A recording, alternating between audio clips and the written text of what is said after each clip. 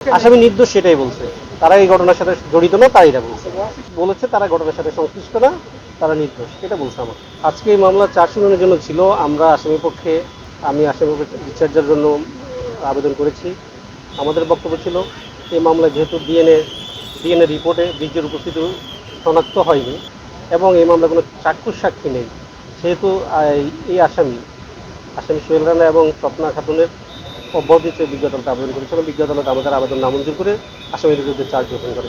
কি বলতে আসলে আপনাদের সাথে আপনি কি কথা বলেছেন? আসামি নির্দোষ সেটাই বলছে। তারা এই ঘটনার সাথে জড়িত না, তাই এটা বলছে। আসামি মানে দোষ স্বীকার করেছে, কিন্তু আজকে তিনি নির্দোষ দাবি করেছেন, এই বিষয়ে আপনি কি বলবেন? আসামি 164 বিষয়ে যেটা বলেছে সেটা তো তদন্তকারী কর্মকর্তার কাছ থেকে বিজ্ঞ আদালতে সেটা দিয়েছে 164। আর আমার কাছে আসলে আসামির সাথে আমার যতক্ষণ কথা হয়েছে 164টা জোর জবরদস্তি করে আদায় হচ্ছে সে বিষয়ে কিছু বলেনি। তবে তারা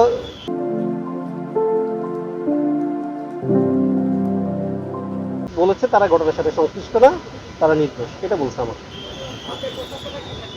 আমার প্রত্যাশা হবে মামলা যেহেতু চার্জ গঠন হয়েছে, কালকে থেকে সাক্ষী মামলার আমরা আমাদের আসামি পক্ষে যে সকল যুক্তি উপস্থাপন করা দরকার আমরা চেষ্টা করব ন্যায় বিচারটা নিশ্চিত হোক।